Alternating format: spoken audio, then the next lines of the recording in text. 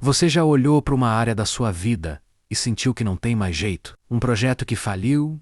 Um relacionamento que acabou?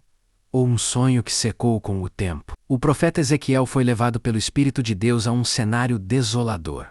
Um vale cheio de ossos. E a Bíblia faz questão de dizer que os ossos estavam sequíssimos. Não havia sinal de vida ali há muito tempo. Aquilo não era um hospital, era um cemitério a céu aberto. No meio daquela destruição, Deus faz uma pergunta que parece absurda: Filho do homem, poderão viver estes ossos? A resposta de Ezequiel foi a única possível para quem conhece a soberania do Criador.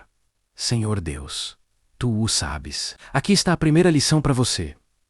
Deus te leva ao lugar da dor, não para te desesperar, mas para te mostrar o seu poder. Muitas vezes fugimos dos nossos vales. Não queremos olhar para as nossas perdas, para os nossos erros ou para as áreas que estão secas. Mas Deus coloca Ezequiel para caminhar no meio dos ossos. Ele queria que o profeta sentisse a realidade da morte para que pudesse valorizar o milagre da vida. A pergunta de Deus hoje para você é a mesma. Esse seu sonho morto pode reviver? Essa sua família destruída pode ser restaurada? Humanamente, a resposta é não. Mas quando você devolve a pergunta para Deus, você está dizendo: eu não vejo saída, mas eu sei que tu és o dono da vida. Deus então dá uma ordem inusitada. Profetiza sobre estes ossos e desliz, ossos secos, ouvi a palavra do Senhor. Repare que Deus não agiu sozinho, ele quis usar a boca do homem.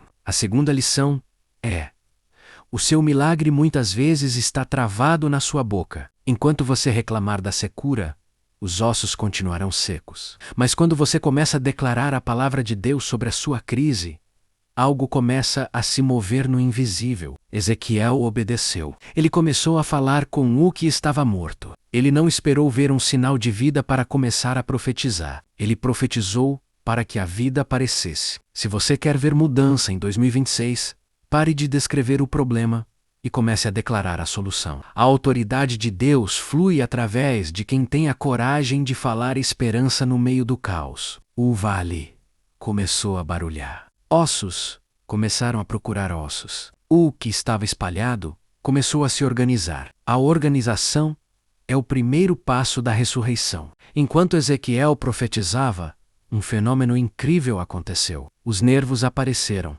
a carne cresceu e a pele cobriu aqueles ossos. O vale agora estava cheio de corpos. Mas havia um detalhe: não havia neles espírito. Eles tinham forma, mas não tinham vida. E aqui aprendemos algo vital. Estrutura sem o espírito é apenas um cadáver bonito. Você pode ter o melhor plano de negócios, a casa mais bonita ou o currículo mais impecável. Mas se não houver o fôlego de Deus, nada disso vai funcionar. Deus então diz a Ezequiel: profetiza ao Espírito. Vem dos 4 ventos, ó Espírito, e assopra sobre estes mortos, para que vivam. Ezequiel profetizou novamente, e o fôlego de vida entrou naqueles corpos. Eles se puseram de pé e se tornaram um exército sobremodo grande. O que era um vale de ossos secos se transformou em uma força imparável. A lição final é sobre restituição total. Deus não quer apenas remendar a sua vida. Ele quer te colocar de pé como um guerreiro. Aqueles ossos representavam o povo de Israel, que dizia: os nossos ossos se secaram e pereceu a nossa esperança. Mas Deus provou que a última palavra é dele. Onde havia vergonha, Deus colocou honra. Onde havia silêncio de morte, houve barulho de exército marchando. Talvez você se sinta como um desses ossos hoje, isolado, seco e sem perspectiva. Talvez você ache que o tempo passou demais e que a sua chance morreu. Mas o Deus de Ezequiel é o mesmo hoje. Ele está soprando sobre o seu vale. Ele está unindo o que foi quebrado e trazendo de volta o que foi perdido. O sopro de Deus é capaz de reativar talentos que você enterrou, esperanças que você abandonou e propósitos que você esqueceu. O exército que Deus quer levantar através da sua vida é muito maior do que a dor que você passou. Não aceite o diagnóstico da morte. Se Deus te deu uma palavra, Profetize. Fale com a sua saúde, fale com as suas finanças, fale com a sua mente. Deixe o Espírito de Deus entrar e te colocar de pé. O vale não é o seu destino final. Ele é apenas o laboratório de Deus para criar algo extraordinário do nada. Saia da posição de luto e assuma a sua posição no exército do rei. O vento está soprando a seu favor. E o que estava seco vai florescer de novo. A vida venceu a morte no vale de Ezequiel. E ela vai vencer na sua história também. Deixe nos comentários. Qual área da sua vida precisa do sopro de Deus hoje? Escreva, recebe a vida. E declare que o seu exército vai se levantar. Você já esteve ao lado de alguém tão extraordinário que o seu maior desejo era ser apenas uma sombra dessa pessoa para aprender tudo o que podia? Eliseu vivia exatamente isso. Ele era o discípulo de Elias, o profeta que desafiou reis e fez descer fogo do céu. Mas o tempo de Elias na terra estava chegando ao fim. Deus tinha revelado que o levaria em um redemoinho. O que se segue é uma jornada de testes. Elias diz a Eliseu em 3 lugares diferentes: Betel, Jericó e o Jordão. Fica aqui, porque o Senhor me enviou adiante. Mas Eliseu, com uma lealdade inabalável, respondia: Vive o Senhor e vive a tua alma, que não te deixarei. Aqui está a primeira lição vital. O seu milagre e o seu legado dependem da sua capacidade de não desistir quando o caminho fica difícil ou quando tentam te dispensar. Eliseu sabia que o momento da sucessão estava próximo e ele não queria estar em nenhum outro lugar que não fosse ao lado do seu mestre. Muitos de nós desistimos na primeira parada. Queremos o poder de Elias, mas não queremos caminhar a distância que Eliseu caminhou. Ele foi testado na sua persistência. Ele ouvia de outros profetas: Você sabe que o Senhor vai levar o seu mestre hoje? E ele respondia: Eu sei, calem-se. Eliseu não queria distrações. Ele estava com os olhos no prêmio. Quando eles finalmente atravessaram o rio Jordão, que se abriu após Elias bater nele com seu manto, o mestre faz a pergunta final: Pede-me o que queres que eu te faça, antes que seja tirado de ti. Eliseu não pediu dinheiro, fama ou descanso. Ele pediu algo audacioso: Peço-te que haja sobre mim porção dobrada do teu espírito. Isso nos ensina que devemos ter ambição espiritual. Eliseu queria continuar o que Elias começou, mas com ainda mais força. Elias respondeu que o pedido era difícil, mas deu uma condição: Se me vires quando for tirado de ti, assim se te fará. A segunda lição é: a porção dobrada exige foco total. Se Eliseu se distraísse por um segundo, ele perderia a oportunidade. No seu caminho para o sucesso em 2026, quantas distrações estão tentando tirar os seus olhos do que realmente importa? O foco é o que separa quem apenas assiste ao milagre de quem recebe a herança. Eliseu estava pronto para ver o invisível. Enquanto os dois caminhavam e conversavam, de repente, algo sobrenatural rasgou o céu. Uma carruagem de fogo e cavalos de fogo apareceram e os separaram. Elias foi levado ao céu em um redemoinho diante dos olhos arregalados de Eliseu. Ele gritou: meu pai, carros de Israel e seus cavaleiros. Elias se foi, mas o seu manto caiu. Eliseu o pegou, voltou para a beira do Jordão e bateu nas águas com o mesmo manto, clamando: Onde está o Senhor, Deus de Elias? E as águas se abriram novamente. O milagre confirmou: o poder agora estava com ele. A lição final é sobre assumir a responsabilidade pelo legado. Elias não morreu, ele foi transladado, mas o trabalho na terra precisava continuar. Muitas vezes, nós ficamos chorando a partida de oportunidades ou de pessoas, sem perceber que o manto caiu aos nossos pés. Deus quer que você pegue o que foi deixado e avance. Eliseu não ficou apenas admirando a carruagem de fogo. Ele pegou o manto e foi trabalhar. Ele entendeu que a porção dobrada não era para o seu próprio ego, mas para servir ao povo com mais autoridade. O fogo que levou Elias é o mesmo fogo que deve arder no seu coração para realizar as suas metas. Essa história nos desafia a perguntar: O que você está fazendo com o que recebeu? Todos nós temos mantos que recebemos de mentores, pais ou experiências de vida. A sucessão de Elias para Eliseu prova que o reino de Deus não para. O projeto de Deus é maior do que qualquer pessoa. Elias foi um profeta de fogo, mas Eliseu realizou o dobro de milagres. Isso mostra que o desejo de Deus é que a próxima geração vá mais longe do que a anterior. Se você quer crescer, cultive a lealdade de Eliseu. Esteja disposto a caminhar até o Jordão, a cruzar o rio e a manter os olhos fixos na promessa, mesmo quando o cenário ao redor for assustador. O redemoinho de Elias não foi um fim, mas uma graduação. E para Eliso, foi o início de uma jornada extraordinária. Não tenha medo das despedidas ou das mudanças bruscas na sua vida. Às vezes, Deus remove algo ou alguém para que você finalmente pegue o manto e comece a agir com a sua própria autoridade. O Deus de Elias ainda é o mesmo hoje. Ele ainda envia fogo, ainda abre rios e ainda procura por Eliseus que sejam corajosos o suficiente para pedir a porção dobrada. Pegue o seu manto, bata nas águas da sua dificuldade e veja o caminho se abrir. Você foi chamado para continuar a história e a porção dobrada já está disponível para quem não tira os olhos do céu. Deixe nos comentários: você está pronto para assumir o seu manto e ir para o próximo nível? Escreva: eu recebo a porção dobrada, e tome posse da sua vitória hoje.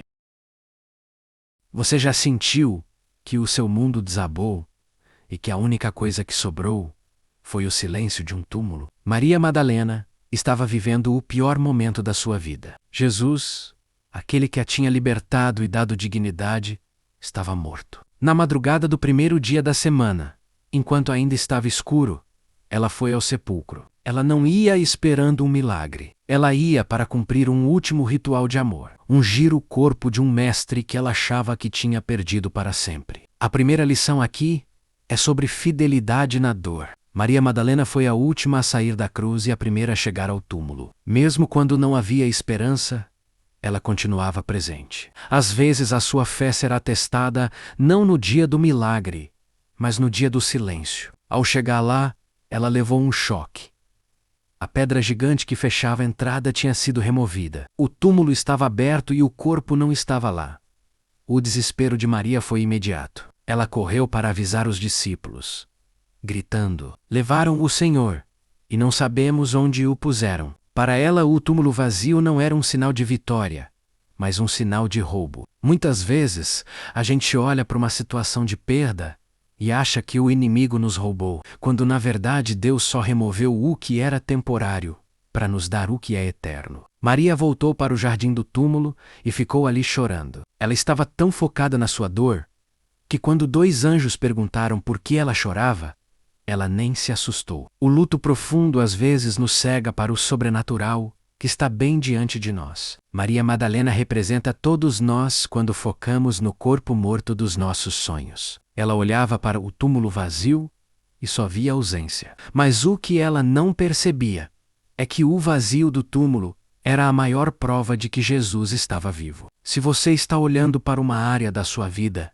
que parece vazia hoje, uma conta bancária vazia, uma casa vazia ou um coração vazio, saiba que o vazio de Deus é o espaço que Ele cria para manifestar a sua glória. Maria continuou ali, chorando e procurando. Ela não foi embora. E é essa persistência no meio da escuridão que prepara o cenário para o encontro mais importante da história. Deus não resiste a um coração que o busca com sinceridade, mesmo que esse coração esteja partido. O amanhecer estava chegando, e com ele, uma revelação que mudaria o mundo para sempre. Enquanto chorava, Maria viu alguém que ela pensou ser o jardineiro. Ela perguntou, com a voz embargada: Senhor, se tu o levaste, dais-me onde o puseste. Jesus então disse apenas uma palavra: Maria. Naquele instante, ao ouvir o seu nome sendo pronunciado com aquela voz inconfundível, o véu da tristeza caiu. Ela gritou: Raboni! Que significa mestre. A lição final é poderosa. Jesus conhece o seu nome e Ele sabe exatamente onde você está chorando. O milagre da ressurreição se tornou pessoal para Maria no momento em que ela ouviu a voz do Mestre. O seu problema pode ser grande, mas a voz de Jesus chamando o seu nome é maior do que qualquer sepulcro. Jesus disse a ela: Não me detenhas, mas vai para meus irmãos e dize-lhes: Eu subo para meu Pai e vosso Pai. Maria Madalena, que antes estava paralisada pelo luto, tornou-se a apóstola dos apóstolos. Ela foi a primeira pessoa a anunciar a maior notícia de todos os tempos. Eu vi o Senhor. Que começou como uma manhã de lágrimas, terminou como um dia de proclamação. Isso nos ensina que Deus não cura você apenas para o seu bem-estar, mas para te dar uma mensagem. A sua dor de ontem se torna o seu testemunho de hoje. Maria não guardou a notícia para si. Ela correu para espalhar a esperança. Hoje, Jesus quer remover a pedra do seu coração. Ele quer que você pare de procurar o vivo entre os mortos. Pare de revirar o passado. Pare de chorar pelo que já acabou. O túmulo está vazio porque ele ressuscitou. E ele está caminhando ao seu lado, mesmo que você ainda não o reconheça. A história de Maria Madalena nos convida a enxergar além das aparências. Onde o mundo vê derrota, Deus escreve vitória. Onde o mundo vê um fim, Deus coloca um recomeço. Maria saiu daquele jardim com uma identidade nova. Ela não era mais a mulher de quem saíram 7 demônios, ou a mulher que chorava no túmulo. Ela era a testemunha da ressurreição. Se você se sente perdido, ou se carrega um fardo que parece pesado demais, ouça a voz do Mestre chamando o seu nome agora. Ele venceu a morte, ele venceu o medo, e ele venceu o túmulo. O mesmo Jesus que encontrou Maria no jardim quer encontrar você na sua realidade. Levante a cabeça, enxugue as lágrimas e perceba que o túmulo está vazio, para que a sua vida seja cheia da presença dele. A pedra foi removida, a luz brilhou e a vida venceu. Corra e anuncie para o seu próprio coração. Ele vive, e por causa disso, você também pode viver o extraordinário. Deixe nos comentários: você acredita que Jesus pode transformar sua tristeza em alegria hoje? Escreva: Eu vi o Senhor, e declare a sua fé na ressurreição.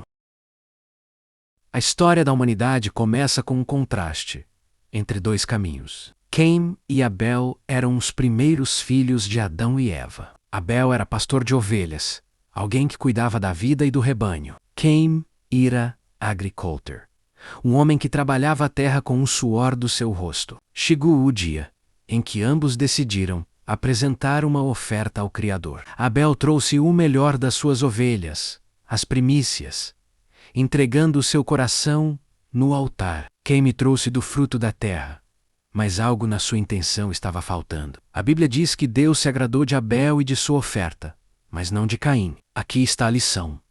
Deus não olha apenas para o que você entrega, mas para o porquê você entrega. O problema de Caim não foi o tipo de oferta, mas o estado do seu coração. Ao ver o sucesso do irmão, o rosto de Caim caiu e o ódio começou a crescer. Deus, em sua misericórdia, deu um alerta a Caim.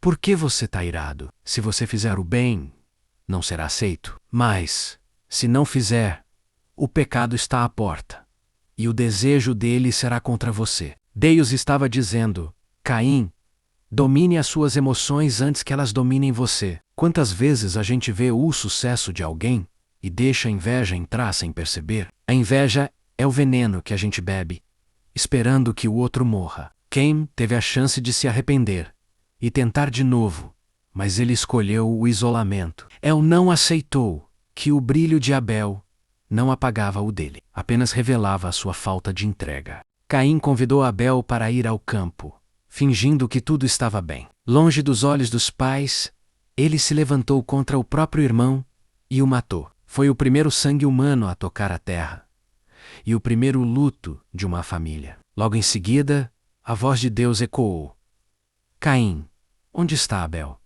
teu irmão? A resposta de Caim foi fria e irônica: Não sei, sou eu o guarda do meu irmão? Essa frase ecoa até hoje como o símbolo da falta de empatia e responsabilidade. Deus respondeu: A voz do sangue do teu irmão clama a mim desde a terra. Nada do que fazemos no escondido fica oculto aos olhos do Criador. Caim foi condenado a ser um fugitivo e um errante pela terra. O solo, que ele tanto amava, não daria mais força para ele. Ele recebeu uma marca para que ninguém o matasse, carregando o peso do seu erro para sempre. A lição final é sobre a responsabilidade que temos uns com os outros. Sim, nós somos os guardas dos nossos irmãos. O ódio de Caim não resolveu o seu problema, apenas destruiu o seu futuro. Em vez de aprender com a excelência de Abel, ele tentou eliminar a fonte da sua frustração. Muitas pessoas hoje tentam cancelar ou destruir os outros para se sentirem melhores, mas o sangue da injustiça sempre clama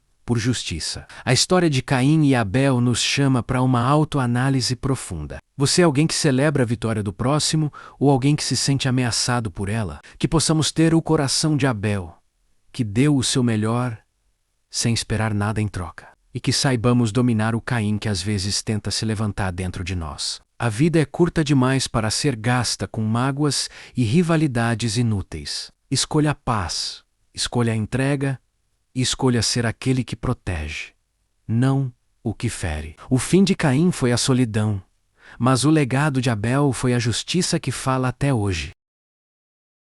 Imagine-se em uma colina isolada, cercado por milhares de pessoas cansadas e famintas. O sol estava começando a se pôr e o problema era gigante.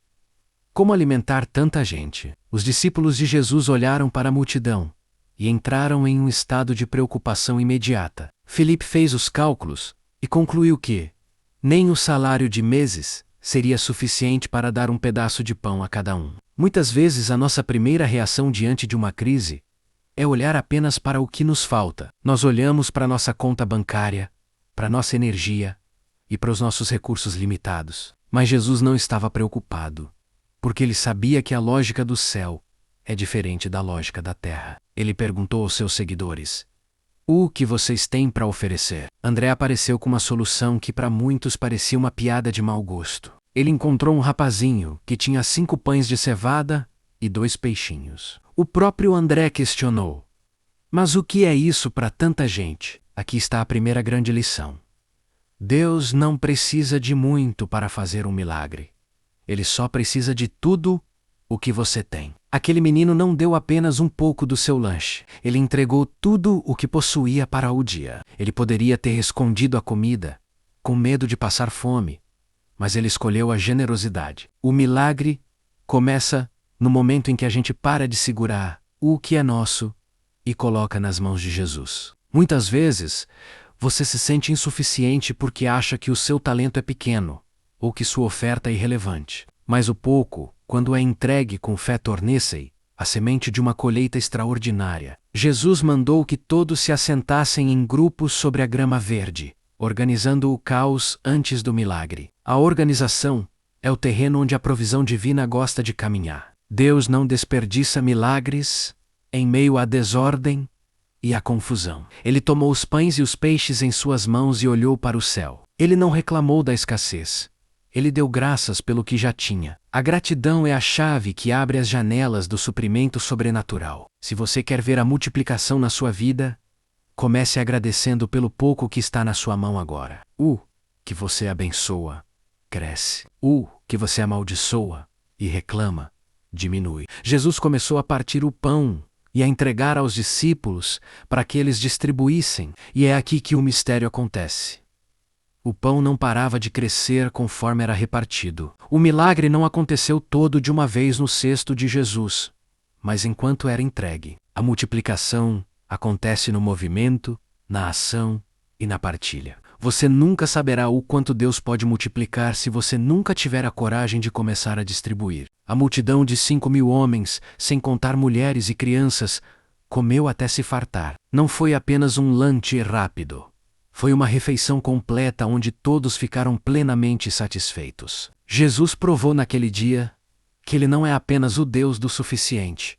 Ele é o Deus do mais que suficiente. Quando todos terminaram de comer, Jesus deu uma ordem que revela o seu cuidado com os detalhes. Recolham os pedaços que sobraram para que nada se perca. Eles encheram 12 cestos cheios com os pedaços de pão que sobraram dos 5 pães de cevada. Sabe o que isso significa? Havia um cesto transbordando para cada um dos 12 discípulos que duvidaram. Deus faz questão de nos mostrar a sua abundância para que a nossa incredulidade seja envergonhada. As sobras do milagre eram maiores do que o estoque inicial do menino. Isso nos ensina que quando você serve ao reino, você nunca sai de mãos vazias. O menino, que deu o seu lanche, certamente voltou para casa com muito mais do que levou. A generosidade nunca é um prejuízo. Ela é sempre um investimento no banco da eternidade. Essa história nos desafia a olhar para as nossas próprias mãos hoje. O que você tem segurado por medo de faltar amanhã pode ser o seu tempo, o seu conhecimento, o seu carinho ou o seu recurso financeiro. Jesus está te pedindo: coloque isso nas minhas mãos e confie no processo. Nós vivemos em um mundo que prega a escassez e o acúmulo egoísta. Mas o reino de Deus funciona através da distribuição e da confiança plena no provedor. Jesus não precisava do lanche do menino para criar comida.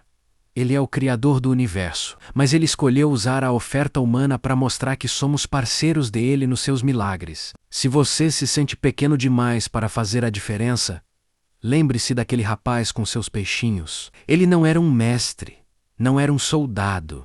Era apenas alguém disposto a colaborar. O seu pouco é o ingrediente que falta para o banquete que Deus quer realizar na sua comunidade. Não despreze os pequenos começos e nem as pequenas sementes. O mesmo Jesus que multiplicou na colina da Galileia quer multiplicar as suas oportunidades hoje. Ele quer que você entenda que, com ele, o deserto se torna um lugar de banquete. A escassez é apenas uma ilusão para quem conhece a fonte inesgotável da vida. Recolha os cestos da sua fé e prepare-se para ver o que Deus vai fazer com a sua entrega. Nada se perde nas mãos de Jesus, tudo se transforma e tudo aumenta. Saia da preocupação e entre na celebração, porque o pão da vida está presente na sua jornada.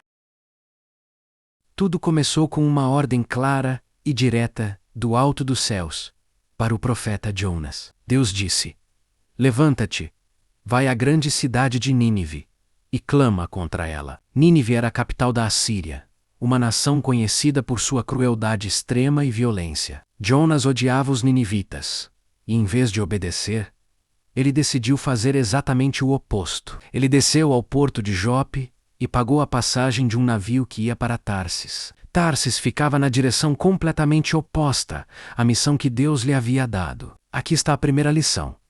Muitas vezes, a gente gasta dinheiro e energia tentando fugir do que Deus já falou. Jonas achou que ao entrar no porão do navio, ele estaria invisível aos olhos do Criador. Mas não se pode fugir daquele que criou os mares e a terra seca. Enquanto Jonas dormia profundamente no interior do navio, o Senhor enviou um grande vento sobre o mar. Uma tempestade tão violenta se levantou que o navio estava prestes a se despedaçar. Os marinheiros, experientes e valentes, ficaram aterrorizados e começaram a clamar aos seus próprios deuses. Eles jogaram a carga ao mar para aliviar o peso, tentando salvar suas próprias vidas. O capitão encontrou Jonas dormindo e gritou: como você consegue dormir? Levante-se e clame ao seu Deus. Os marinheiros decidiram lançar sortes para descobrir quem era o culpado por aquele caos. A sorte caiu sobre Jonas e ele foi forçado a encarar a sua própria consciência. Ele confessou: eu sou hebreu e temo ao Senhor, o Deus que fez o mar e a terra. Eu estou fugindo da presença dele. Os homens ficaram apavorados e perguntaram: o que devemos fazer para que o mar se acalme? Jonas, sabendo que a culpa era toda dele, deu uma resposta drástica: lance-me ao mar. Ele preferiu enfrentar a fúria das águas do que enfrentar a missão que Deus lhe deu. No momento em que Jonas foi jogado nas ondas, o mar parou a sua fúria instantaneamente. Aqueles marinheiros pagãos ficaram tão impactados que ofereceram sacrifícios ao verdadeiro Deus. Deus usou a desobediência de um profeta para salvar a alma de uma tripulação inteira. Isso nos ensina que Deus é mestre em usar até os nossos erros para manifestar a sua glória. Mas a jornada de Jonas estava apenas começando no meio daquela imensidão azul. Muitas vezes, o mar agitado da sua vida hoje é apenas o convite de Deus para você parar de fugir. Você pode trocar de cidade, de emprego ou de relacionamento, mas o seu propósito vai te perseguir. Não existe passagem comprada para um lugar onde a voz de Deus não possa ser ouvida. A tempestade não veio para matar Jonas, mas para redirecionar os seus passos de volta ao plano original. Enquanto Jonas afundava nas águas geladas, o Senhor preparou um grande peixe para o tragar. Muitos chamam de baleia, mas o texto fala de uma criatura preparada especificamente para aquele momento. Jonas não morreu afogado. Ele foi guardado em um dos lugares mais improváveis do mundo. Ele passou 3 dias e 3 noites dentro do ventre daquele peixe, no escuro e no silêncio. Foi ali, no meio das algas e do isolamento, que Jonas finalmente parou de fugir e começou a orar. No ventre do peixe, Jonas entendeu que a misericórdia de Deus é mais profunda do que o oceano. Ele orou. Na minha angústia, clamei ao Senhor, e Ele me respondeu. Ele reconheceu que a salvação vem exclusivamente do Senhor, e que a fuga era uma ilusão. A segunda lição é: às vezes, Deus permite que você entre em um lugar apertado para que você finalmente o escute. O ventre do peixe não era uma punição.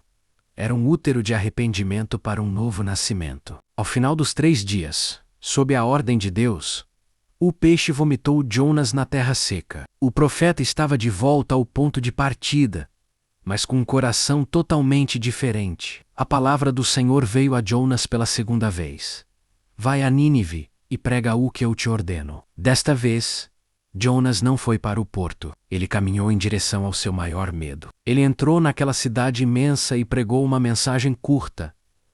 Daqui a 40 dias, Nínive será destruída. O que aconteceu em seguida foi o maior avivamento registrado na história da humanidade. Do rei ao mais humilde servo, todos se vestiram de pano de saco e jejuaram em sinal de arrependimento. Deus viu o coração sincero daquele povo e decidiu não enviar a destruição prometida. Jonas, ironicamente, ficou furioso porque queria ver o castigo dos seus inimigos. Ele ainda tinha muito que aprender sobre a compaixão de Deus, que ama até os que não o conhecem. Deus usou uma planta para dar sombra a Jonas e depois a secou, apenas para ensinar uma lição. Você tem compaixão de uma planta pela qual não trabalhou?